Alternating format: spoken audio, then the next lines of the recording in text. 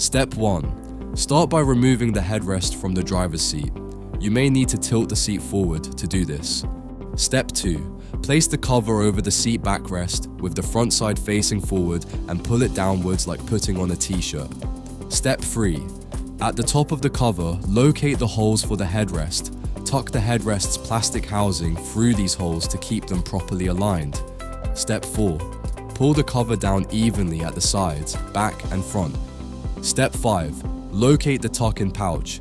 Step 6. Tuck the tuck-in pouch into the gap between the seat backrest and base. Step 7. Pull the bottom cover over the seat base. Step 8.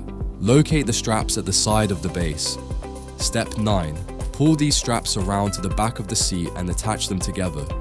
Step 10. Attach the headrest cover to the seat's headrest. Step 11.